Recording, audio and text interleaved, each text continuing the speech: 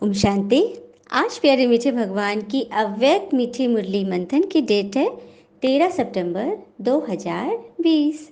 तो आज की वाणी सुनने के पहले कल की वाणी की थोड़ी सी प्रैक्टिस कर लेते हैं, याद कर लेते हैं। कल बाबा ने कहा था, सदा यही स्मृति रहे कि हम श्रीमत पर अपनी सतयुगी राजधानी स्थापन कर रहे हैं। मतलब हमें हमेशा यह ध्यान रहे कि हम सतयुगी देवी देवता बन रहे हैं और ये हमारी राजधानी स्थापन हो रही, तो अपार खुशी रहेगी। और हमें चला कौन रहे हैं? स्वयं भगवान। हाँ, प्रश्न भी था कि यह ज्ञान का भोजन किन बच्चों को हजम नहीं हो सकता। तो जो बार बार विकार में जाते हैं, हाँ, प्रतिज्ञा करके भी उनसे नहीं छूट रहा है, वो गलत सलत विकर्म जमा कर ही ले रहे हैं, उन्हों को यह ज्ञान अच्छी रीति अंदर जाएगा ही नहीं। और पिता से वह आपस में कभी रूठना नहीं है। पिता से रूठना अर्थात ज्ञान से छूट जाना, मुरली मिस कर देना, हाँ, मुरली सुनने का मन नहीं करना। सत पिता, सत टीचर और सत गुरु के साथ सच्चा रहना है, क्योंकि भगवान तो वैसे भी सब कुछ जान रहे हैं। हाँ, तो हमें उनसे बिल्कुल क्लियर रहना है, जो भी बात हो रही है उनसे साफ साफ बतानी है और फिर प्रॉमिस करनी है ताकि हम उससे छूट जाए। वरदान भी था, आदि रत्न की स्मृति से अपने जीवन का मूल्य जानो। हमारा जीवन अनमोल है, हम इस संसार के कल्याण के लिए अवतरित आत्माएं हैं, यह समझना है और अपने आप को बहुत श्रेष्ठ बनाना है, क्योंकि श्रेष्ठ श्रीमत हमें मिल रही है ना। और ज्ञानी आत्मा वही है जो माया के धोखे को पहचान कर उससे बचकर निकल जाएंगे, उसे गले नहीं लगाएंगे, है ना। चलिए आज की बाबा की हम अव्यक्त वाणी सुनते हैं। आज की टाइटल है सुख शांति और खुशी का आधार पवित्रता। सुख शांति और खुशी का आधार है पवित्रता। तो आज भगवान अपने चारों ओर के सर्व होलीनेस और हैप्पीनेस बच्चों को देख रहे हैं। इतने बड़े संगठित रूप में ऐसे होली और हैप्पी दोनों विशेषता वाले बच्चे तो इसी सभा में होंगे। सच बात है। देखो, दुनिया की और सभा में हैप्पी रहेंगे, खुशी रहेगी, चीज़ों से संपन्न रहेंगे, लेकिन होली भी रहे, पवित्र रहे, यह तो हो नहीं सकता। वही बाबा कह रहे हैं कि मधुबन की बात बाबा कह रहे हैं कि मधुबन में जब बाबा आते हैं ना मुरली चलाने, तो जो बच्चे बैठे हुए हैं वही बाबा कह रहे हैं कि इतनी बड़ी सभा, होलीनेस और हैप्पीनेस मिश्रित बच्चे तो यही दिखेंगे। इतनी महान पवित्र आत्माओं का संगठन और कहाँ हो सकता है। हर एक बच्चे के अंदर यह दृढ़ संकल्प है कि न सिर्फ कर्म से लेकिन मन वाणी कर्म तीनों से हमें पवित्र बनना ही है। बाबा कह रहे हैं कि हर एक बच्चे के अंदर यह संकल्प है कि हमें न सिर्फ किसी एक विधि से बल्कि मन वचन कर्म तीनों ही रूप से हमें पवित्र बनना ही है। यह दृढ़ संकल्प है। तो यह पवित्र बनने का श्रेष्ठ दृढ़ संकल्प और कहाँ भी रह नहीं सकता, अविनाशी हो नहीं सकता, सहज हो नहीं सकता। बाबा स्वयं कह रहे हैं कि ये जो संकल्प आप करते हो कि मन वचन कर्म तीनों चीज से पवित्र रहेंगे, ये और कहीं नहीं हो सकता, कोई करा नहीं सकता सिवाय भगवान के। और आप सभी पवित्रता को धारण करना कितना सहज समझते हो, क्योंकि भगवान द्वारा नॉलेज मिली और नॉलेज की शक्ति से जान लिया कि मुझ आत्मा का अनादि और आदि स्वरूप ही है पवित्रता। जब आदि अनादि स्वरूप की स्मृति आ गई तो फिर समर्थ रहना क्या मुश्किल है। जब हम जान जाएंगे कि हमारा वास्तविक स्वरूप क्या है, तो फिर उससे हम दूर कैसे रह सकते हैं। हमें जान लिया कि हमारा वास्तविक नाम है फलाना, हाँ, तो उस नाम को हम कैसे भूल सकते हैं। हम वास्तव में एक स्त्री के रूप में उस स्त्री बनने को हम कैसे भूल सकते हैं। वही बात है, आत्मा का पहला स्वरूप है पवित्रता, शांति। हम उससे विमुख कैसे हो सकते हैं। बस उसे याद नहीं था हमें, तो बाबा बैठे में याद दिला रहे हैं। हाँ, और जब हम आत्मा के स्वरूप में जब टिकेंगे ना, तो हम रिसीविंग मोड में आ जाएंगे। Receiving not any bad things, बल्कि ब्रह्मांड की शक्ति, विश्व शक्ति, उस कॉस्मिक एनर्जी को हम रिसीव करेंगे। उसके लिए बस एक छोटा सा महामंत्र अपनाना है, वो है कृतज्ञता का भाव। हमेशा हमें जो मिला है उसके लिए ईश्वर प्रति हम ग्रेटिट्यूड की भावना को बढ़ाएं। सदा आभार प्रकट करने, जब भी भगवान के सामने खड़े हो तो आभार के लिए, हे प्रभु आपने हमें इतना कुछ दिया, बाबा आपने तो हमें मालामाल कर दिया। हर बात में हम रिसीविंग मोड में रहेंगे ना, तभी वो पूरी एनर्जी को हम खींच सकेंगे, जो भी हम सोचेंगे वो पूरा होगा। नहीं तो जनरली क्या होता है, लोग रिजेक्टिंग मोड में रहते हैं। हाँ, कितना कुछ मिला है उस पर फोकस नहीं, जो नहीं मिला है ना उस पर फोकस। भगवान ने तो हमें ये नहीं दिया, ये नहीं दिया, ये नहीं दिया, उसको तो इतना मिला, उसको उतना मिला, यही करते हैं। जबकि कबीरदास ने कितना अच्छा दोहा लिखा था, धीरे धीरे रे मना, धीरे धीरे सब कुछ होए, माली सींचे 100 घड़ा, रुत आए फल होए। बहुत सुंदर बात है ना, धीरे धीरे ही सब कुछ होता है, बस हमें सही दिशा पकड़नी है। हुँ?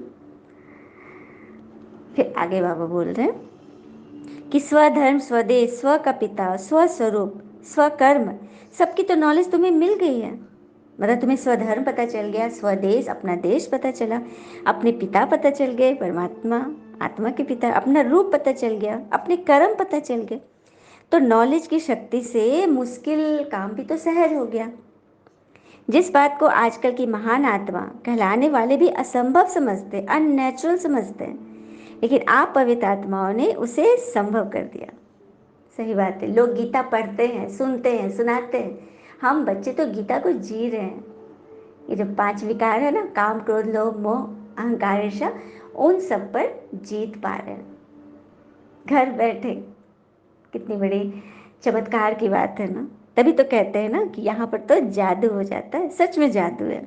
आत्मा जब चमकने लगती है ना तो जादू तो हो गई। सारे विश्व के आगे चैलेंज से कह सकते हो कि पवित्रता हमारा जन्मसिद्ध अधिकार है। पवित्रता की शक्ति के कारण जहाँ पवित्रता है वहाँ सुख और शांति स्वतः ही रहती है। ये सब तो हम बच्चों के अनुभव है कि जहाँ पवित्रता है वहाँ सुख और शांति तो उसकी क्या कहेंगे बच्चियाँ हैं, ये दोनों साथ ही साथ रहती है। वो कभी उदास नहीं हो सकते। हाँ, सेकंड में कुछ लगा भी, लेकिन जैसे ही ज्ञान याद आ गया, बाबा याद आ गया, जब एक मतलब होठों पे बाबा नाम भी आ गया, बस देखिए कैसे आपका प्रॉब्लम छू हो जाता है। हम्म? क्योंकि जहाँ होली है तो वहाँ हैप्पीनेस तो जरूर होगी। पवित्रता के साथ ही हैप्पीनेस जुड़ी हुई है और पवित्र आत्माओं की निशानी है सदा खुशी। तो बाप दादा देख रहे हैं कि कितने निश्चय बुद्धि पावन आत्माएं यहाँ बैठी है। दुनिया वाले सुख शांति के पीछे भाग दौड़ कर रहे हैं, लेकिन सुख शांति का फाउंडेशन ही पवित्रता है, उसके बारे में पता नहीं है। हाँ, सदा काल की सुख शांति की प्राप्ति सिवाय पवित्रता के असंभव है। तो आप लोगों ने फाउंडेशन को अपना लिया है ना। बाबा बोल रहे हैं कि आप लोगों को भी भाग दौड़ करनी पड़ रही है, पूछ रहे हैं बाबा।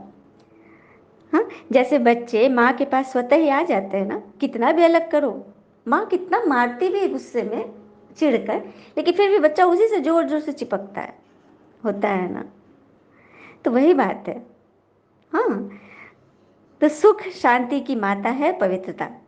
जहाँ पवित्रता है वहाँ सुख शांति स्वतः ही रहेगी। तो क्या बनना है बाबा पूछ रहे हैं। फिर बाबा बोल रहे हैं आजकल कि आजकल तो शांति के लिए कितना प्रयत्न करते रहते हैं। हाँ, भाग दौड़ मेहनत भी ज़्यादा करते, लेकिन प्राप्ति क्या, सुख भी होगा तो सुख के साथ कोई ना कोई दुख भी मिला होगा, और कुछ नहीं तो अल्पकाल के सुख के साथ चिंता और भय, ये 2 चीज़ें भी बढ़ेगी। अब कोई बहुत ज़्यादा कमा रहा है, एकदम मिलियनर है, बिलियनर है, तो उसे डर भी तो समाएगा कि कोई मेरा लूट न ले, कहीं मुझे ज़्यादा इनकम टैक्स न देना पड़े, कहीं मतलब किसी न किसी तरह भय के साए में वो बीत रहे। कहीं भी जाएगा वो चैन से नहीं रहेगा, उसे हर पर लगे कहीं मेरी किडनैपिंग न हो जाए, कहीं मेरे परिवार के साथ कुछ न हो जाए, हमेशा उसे भय के साए में जिएगा। अभी आप समस्याओं को समाधान करने वाले समाधान स्वरूप बन गए हो, क्योंकि आपके पास वो खजाना है ना जिसे कोई लूट नहीं सकता, है ना। आपके पास वो 2 खजाने हैं जो कि इस साधु के पास थे। एक बार की बात है, एक गांव में भीषण सुखाड़ पड़ गया, एकदम अनावृष्टि की स्थिति हो गई, जल ही नहीं पड़ रहा।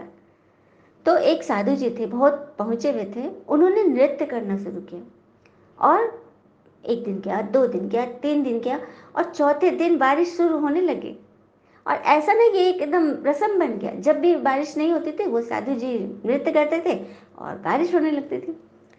तो कुछ बाहर से आए हुए दो चार लड़के थे, उन लोगों ने जब ये बात सुनी तो उन लोग ना साधु जी को आजमाने के लिए वहां पहुंच गए, मजाक बना रहे थे वो।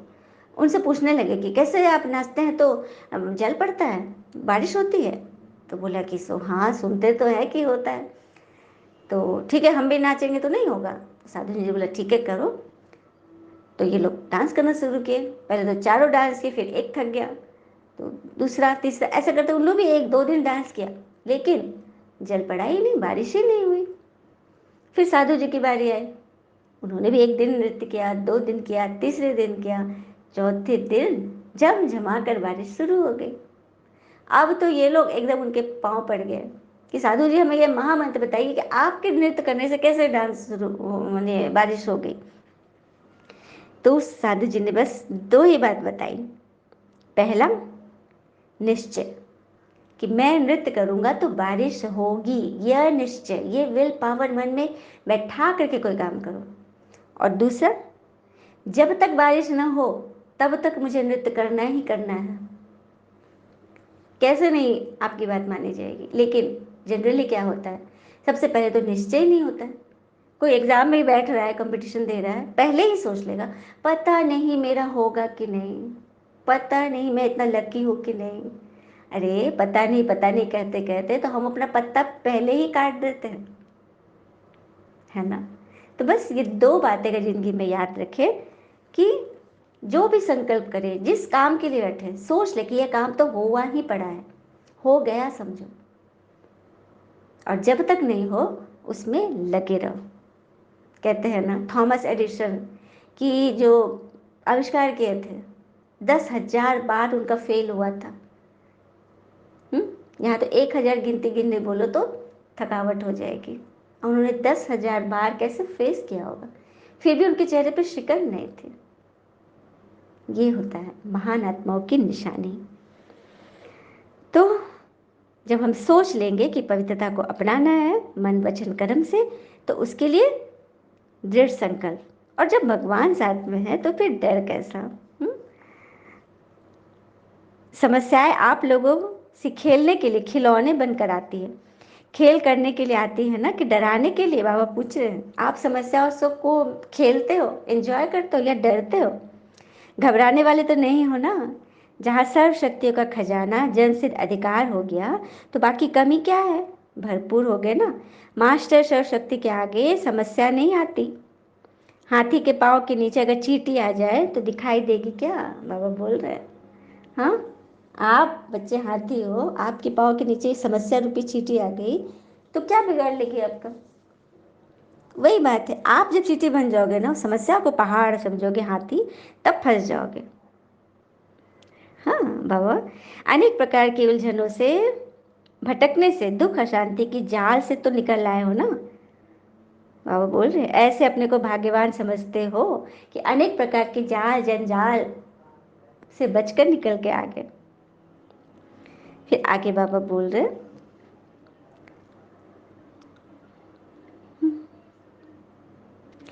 आपने बार बार विघन आना और मिटाना, इसमें टाइम वेस्ट तो नहीं जाता है, एनर्जी वेस्ट तो नहीं जाती है। वह टाइम और एनर्जी सेवा में लगाओ तो एक का पदम जमा हो जाएगा। बाबा बार बार समय को बर्बाद करना बहुत बड़ा विघन मानते, विकर्म मानते। हमें अपने समय को, एनर्जी को यूज़ करना है, सेवा में लगाओ तो एक का पदम जमा हो जाएगा। इसीलिए बहुत काल की निर्विघ्न आत्माएं विघ्न विनाशक रूप से पूजी जाती है। जो बहुत काल से जो निर्विघ्न रहेंगी, खुद के भी विघ्न हटाएंगे और औरों के भी विघ्न हटाने के बारे में सोचेंगे, वो विघ्न विनाशक के रूप में पूजी जाएंगी। बाबा ने कह दिया है अब हमें कौन सा देवी देवता बनना है, किस रूप में बनना है, वो तो हमें अभी डिसाइड करना होगा, उस अनुसार हमें कार्य करना होगा, क्योंकि यहीं पर उसकी नींव पड़ रही है। फिर आगे बाबा बोल रहे अगर ऐसी स्ट्रिक्ट टीचर नहीं मिलती तो इतनी वृद्धि नहीं होती। बाबा कह रहे हैं कि टीचर भी स्ट्रिक्ट होना बहुत ज़रूरी है, क्योंकि ज़्यादा वो ढीले ढाले रहेंगे तो बच्चे भी, स्टूडेंट भी वैसे निकलेंगे। तो टीचर को तो स्ट्रिक्ट होना पड़े, इससे कड़वी दवाई बीमारी के लिए जरूरी होता है ना। तो ड्रामा अनुसार निमित्त आत्माओं का भी संग तो लगता ही है। कोई निमित्त आत्मा बहुत कड़े से बोलते हैं, साफ बोलते हैं, क्लियर बोलते हैं। कहते भी है ना, ख्वाब जिनके ऊंचे व मस्त होते हैं, ख्वाब जिनके ऊंचे व मस्त होते हैं, परीक्षाएं भी उनकी जबरदस्त होती है। तो फिर घबराना नहीं है। जब ये परीक्षाएं यदि कड़ी आ रही हैं, बड़ी आ रही हैं, तो समझो कि ऊंचे ख्वाब हमारे पूरे होने वाले हैं। हाँ, बाबा तो बहुत अच्छी रीति बोलते हैं, जब भी माया तूफान लाए तो एक ही निश्चय मन में रखना कि अब बाबा आएंगे तोहफा लेकर, और वो ऐसा तोहफा होगा जो हमने जीवन में भी कभी स्वप्न में भी नहीं सोचा था। और ये सबके अनुभव हो रहे हैं, सबको ऐसे ऐसे तोहफे मिल रहे हैं, क्योंकि भगवान ने तो सबको अपनी गोद में उठा के रखा है। सब हम भगवान की नैया में बैठे हुए हैं, हाँ, और उस पार जाने की तैयारी में है। जब ईश्वर ही खेवैया बना बैठा है, तो फिर अब सोचना क्या। चलिए, अव्यक्त मूल्यों से चुने हुए कुछ इंपॉर्टेंट प्रश्न उत्तर है, इसको भी देख लेते हैं। एक प्रश्न है, शक्ति सेना का नाम सारे विश्व में कब मतलब निकलेगा, प्रभाव कब जमेगा। उत्तर, जब संगठित रूप में एक रस स्थिति व एक शुद्ध संकल्प में स्थित होने का अभ्यास होगा। बहुत सुंदर बात। जब हम बच्चे, बीके बच्चे संगठित रूप में एक मत, एक शुद्ध संकल्प से इकट्ठे होकर जुटेंगे, तब प्रभाव निकलेगा। हाँ, किसी का एक, किसी का दूसरा, ऐसा संकल्प नहीं, एक संकल्प में, एक की ही लगन, एक ही शरीर बनने की शुद्ध संकल्प में स्थित होंगे, तब शक्ति सेना का नाम वाला होगा। दूसरा प्रश्न है, स्थूल सैनिक युद्ध के मैदान में विजयी किस आधार पर होते हैं। आपके विजय का नगाड़ा कब बजेगा। स्थूल सैनिक अर्थात जो शरीर के जो योद्धा होते हैं, मिलिट्री वाले, जब युद्ध के मैदान में जाते हैं तो एक ही ऑर्डर से चारों ओर अपनी गोली चलाना शुरू करते। कमांडर ने ऑर्डर किया, फायरिंग, और फायर शुरू हो जाता है। एक ही समय पर चलते हैं ना, सबकी गोली एक समय चलती है कि नहीं। एक ही समय पर ऑर्डर मिला और काम शुरू, तभी विजयी बनते हैं। ऐसे ही आप रूहानी सेना संगठित रूप में एक ही इशारे में, जब एक ही सेकंड में सब एक रस स्थिति में स्थित हो जाओगे, तब विजय का नगाड़ा बजेगा। कितनी सुंदर बात है ना। फिर क्वेश्चन है दूसरा, पिता के किस ऑर्डर को प्रैक्टिकल में लाने के लिए एवर रेडी बनो तो यह कलयुगी पर्वत उठ जाएगा। अब भगवान क्या ऑर्डर देंगे हमें एक सेकंड में, एवर रेडी बनो, तो पिता यही ऑर्डर करेंगे कि एक सेकंड में सभी एक स्थिति में स्थित हो जाओ। जब सभी के सर्व संकल्प एक संकल्प में समा जाएंगे, तब यह कलयुगी पर्वत उठेगा। ऐसे नहीं कि कोई किसी ने पहले किया, कोई बात कर रहा है, कोई बीच में आ रहा है, कोई बोला कि नहीं अभी मेरी तैयारी में देरी है, ऐसे नहीं। जब सभी तैयार हो जाएंगे, तभी तो ड्रामा का पर्दा उठेगा ना। हाँ, ड्रामा के सीन में, फर्स्ट सीन में जो जो एक्टर की एंट्री होनी है, उन लोगों की तो ड्रेस, कॉस्ट्यूम, डायलॉग सब उनको परफेक्ट करना होगा, पक्का करना होगा, तभी तो पर्दा खुलेगा ना। फिर है नेक्स्ट, हर एक ब्राह्मण बच्चे की जवाबदारी कौन सी है। उत्तर, सारे संगठन को एक स्थिति में स्थित कराना, यह सभी की जवाबदारी। बहुत सुंदर। इसके लिए आत्माएं प्रयासरत है। वो अपने से नीचे को, जिनको वो चला रही हैं, हाँ, उनको एक रस में स्थित होने की प्रैक्टिस करा रही है, मतलब अपने साथ लाने की प्रैक्टिस करा रही है। तभी ना एक से दो, दो से तीन, दो से चार, ऐसे करके आत्माएं बढ़ती जाएंगी। हाँ, सीढ़ियाँ बनती जाएगी, कड़ी से कड़ियाँ जुड़ते जाएगी। फिर है, परमात्म ज्ञान की विशेषता क्या है। संगठन की शक्ति ही इस परमात्म ज्ञान की विशेषता है। कोई भी संगठन, चाहे छोटा सा ग्रुप ही क्यों ना हो, सभी मिलजुल कर रह रहे हैं, एक रस, एक स्थिति में, सब मौज में रह रहे हैं। किसी के बारे में किसी कोई कुछ हलचल वाली बातें नहीं, बिल्कुल एकदम शुद्ध संकल्प सबकी एक दूसरे के प्रति, शुभ भावना। तो इसकी प्रैक्टिस हम देवता रूप में, ये प्रैक्टिकल एक धर्म एक राज एक मत के रूप में चलती है, क्योंकि सत्युग में एक मत होगी, एक धर्म होगा, एक भाषा होगी, सभी देवी देवता होंगे। तो उसकी प्रैक्टिस यही सब बाबा करा रहे हैं। अपने संगठन में भी हमें लगेगा कि हम सभी देवी देवता के रूप में मजे से रह रहे हैं। कोई क्वेश्चन नहीं किसी के बारे में, किसी के बारे में कोई मतलब इंसल्ट आउट नहीं, कोई भी नेगेटिव सोच भी नहीं। तो ऐसा अभ्यास करना है। फिर है, किस एक बात का संपूर्ण परिवर्तन ही संपूर्णता को समीप लाएगा। तो हर एक में जो देह अभिमान वाले मूल संस्कार है, जिसको आप लोग नेचर कहते हैं, वह संस्कार अंश मात्र में भी न रहे। मतलब देह अभिमान की कोई फीलिंग नहीं, किसी ने मेरी बात को स्वीकार नहीं किया, एक सेकेंड उसने कुछ उससे हटकर बोला और मेरी स्थिति डावाडोल हो गई। ये क्या है? ये बहुत बड़ा देह अभिमान है, इससे हमें बचना है। हाँ, अपने संस्कारों को परिवर्तन करना है, यही लास्ट पुरुषार्थ है। फिर नेक्स्ट है, पिता की प्रत्यक्षता किस आधार पर होगी? जब एक एक में बाप दादा के संस्कार दिखाई देंगे, भगवान के संस्कार दिखाई देंगे, बाप दादा के संस्कारों को कॉपी कर उनके समान बनो, तब सब शक्तियाँ एक हो जाएंगी। भगवान के संस्कार हमें धारण करने। भगवान के संस्कार क्या है? सबके प्रति शुभ भावना। भगवान के मंदिर में क्या कोई पापी नहीं जाता?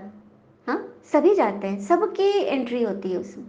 उसी तरह से हमारे जीवन में सभी लोग आएंगे, तरह तरह के लोग आएंगे, कोई नेगेटिव पॉजिटिव, मतलब व्यर्थ फालतू, मतलब बहुत तरह की बातें आएंगी। सबको हमें स्वीकार करना होगा, क्योंकि हम बहुत ऊंचे बनने वाले हैं। ऊंचे से ऊंचे भगवान हमें पढ़ा रहे, तो वो जैसे रहम दिल हैं हमें भी वैसा बनना है। अब कोई आत्मा मायावश है तो वो बुरे बुरे बात बोल रही है, बिगड़ डाल रही है, हाँ, गलत लैंग्वेज यूज़ कर रही है, तो उसके बारे में यह सोचो कि वो कितना माया के वश है, माया ने उसको किस तरह से धर पकड़ किए हुए है। तो उसको छुड़ाना है, वो आत्मा फंसी हुई है, उसको छुड़ाने के लिए हमें भगवान के सामने उसके लिए दुआ करनी है। हाँ, हे भगवान, ये भी तो आपका बच्चा है, इसको भी सद्बुद्धि मिले, इसका भी कल्याण हो। इस तरह से जब हम ऐसा सोचेंगे ना, तो वो आत्मा धीरे धीरे बदलेगी, लेकिन इसमें टाइम लगेगा। तो बस वही बात साधु की बात कि निश्चय कर लो कि विजय विजय हुआ पड़ा है, और जब तक नहीं हो वो संकल्प हमें लगातार करते रहना है, दुआएं करते रहनी है, क्षमा मांगते रहनी है ना। चलिए फिर हम वरदान लेते हैं। वरदान भी इसी पर है, देवाभिमान पर। रोग के अंश का भी त्याग करने वाले स्वमानधारी पूर्ण आत्मा बनो। रोग के अंश का भी त्याग, आत्माएं समझते नहीं कि हमारे अंदर रोग है, किसी की बात लग जाना भी एक रोग है, उसके अंश का भी त्याग, नहीं तो अंश से वंश का पैदा लेगा, पता नहीं चलेगा। स्वमानधारी बच्चे सभी को मान देने वाले दाता होते हैं। दाता अर्थात रहम दिल, उनमें कभी किसी भी आत्मा के प्रति संकल्प मात्र भी रोब नहीं रहता। यह ऐसा क्यों, ऐसा नहीं करना चाहिए, ये वैसा क्यों नहीं है। ज्ञान यह कहता है, यह भी सूक्ष्म रोप का अंश है। लेकिन स्वमानधारी पुण्य आत्मा गिरे हुए को उठाएंगी, सहयोगी बनाएंगी। वह कभी यह संकल्प भी नहीं कर सकती कि यह तो अपने कर्मों का फल भोग रहे। मतलब किसी के बारे में बद्दुआ तो बिल्कुल नहीं, सोचनी भी नहीं है, बोलनी तो दूर की बात है। सबके बारे में शुभ भावना रखें कि भगवान इनका भी कल्याण हो, गिरे हुए को उठाती हैं। ऐसे संकल्प आप बच्चों के नहीं हो सकते, व्यर्थ। आपके अंदर ये संस्कार नहीं होने चाहिए, और नहीं होंगे तभी तो भगवान ने चुना है ना। हमें हर एक आत्मा को, जहाँ पे जिस पॉइंट में कोई फंस रहा है, उस पॉइंट को, उस कांटे को निकालना है, छोड़ नहीं देना है, हम छोड़ ही नहीं सकते। स्लोगन, संतुष्टता और प्रसन्नता की विशेषता ही उड़ती कला का अनुभव कराती है। जब हम हर एक आत्मा से संतुष्ट हो जाएंगे, किसी बात में हम फंसेंगे नहीं। हाँ, कोई छोटा अगर कुछ गड़बड़ कर रहा है या कोई बड़ा भी, तो हम समझा सकते हैं, उसे दिखा सकते हैं, लेकिन फिर भी वो ना माने तो हम असंतुष्ट नहीं होंगे।